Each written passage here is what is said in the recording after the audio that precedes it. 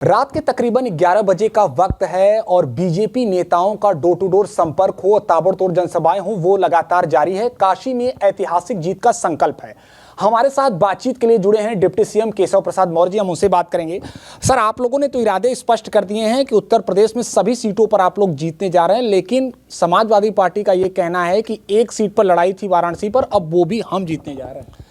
देखिए, श्री अखिलेश यादव जी 4 चुनाव में ऐसे ही दावे कर रहे थे जैसे 5वें चुनाव में इस समय दावे कर रहे हैं, लेकिन चारों चुनाव में चारों खाने चित तो हो चुके हैं, 4 चुनाव हार चुके हैं और दावे इसी प्रकार के हवाई थे।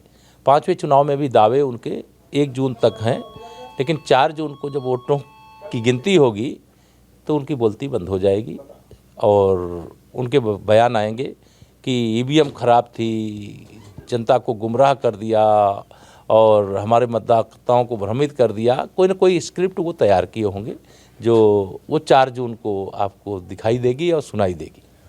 देखिए, काशी की जो भी सियासी लड़ाई है वो लगातार जारी है, लेकिन एक बात कहा जा रहा है सर, कांग्रेस पार्टी के प्रत्याशी का खासतौर पर है कि अब ये लड़ाई काशी वाले बनाम गुजराती हो चुकी है। उनका ये कहना है। ये जो छोटे लोग होते हैं, सोच के छोटे, जो एक भारत श्रेष्ठ भारत का सपना न देख सकते हैं, न एक भारत और श्रेष्ठ भारत के लिए काम करते हैं, वो इस प्रकार की घटिया और गैर जिम्मेदाराना सोच रखते हैं। पूरा भारत मोदी में है, पूरा भारत कमल के फूल में है, पूरा भारत भाजपा में है और ये विपक्ष में कांग्रेस, सपा और इंडी गठबंधन के जो भी लोग हैं, उनका राजनीतिक अस्तित्व इस समय खतरे में पड़ गया है। इसलिए जब ऐसी स्थिति आ जाती है तो ये अनाप शनाप बयान, गैर जिम्मेदाराना बयान लोग देने लगते हैं। पूरा भारत मोदी जी के साथ खड़ा है और पूरे भारत के साथ मोदी जी खड़े हैं। देखिए, असदुद्दीन ओवैसी भी पूर्वांचल में जनसभाएं कर रहे हैं। सर, उन्होंने एक बड़ा बयान दिया। उन्होंने कहा है कि जैसे हिटलर के समय यहूदियों की स्थितियां थी, वैसे आज देश के मुसलमानों की स्थिति हो चुकी है। देखिए, भारतीय जनता पार्टी सबका साथ सबका विकास करती है। भारतीय जनता पार्टी मुस्लिम तुष्टीकरण की राजनीति नहीं करती है और जो मुस्लिम तुष्टीकरण की राजनीति करने वाले हैं या जो हिंदू मुसलमान को लड़ाने वाले हैं, जो चाहते हैं कि दंगे होते रहें और उनकी राजनीति चलती रहे, उनकी दुकानें अब बंद हो रही हैं, उनके शटर अब गिर रहे हैं। इसलिए इस प्रकार के गैर जिम्मेदारी वाले बयान देते हैं।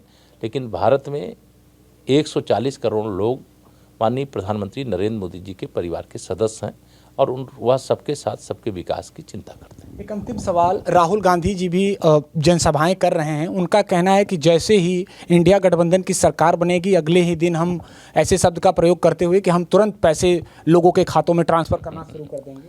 देखिए, पहले तो उनके इंडी गठबंधन की सरकार अभी 2047 तक बनने की कोई उम्मीद नहीं है और 2047 तक मोदी जी हैं और भाजपा है और भाजपा को हटाने की अभी क्षमता सिर्फ राहुल गांधी जी और उनके पूरी जो मंडली है उसके पास नहीं है।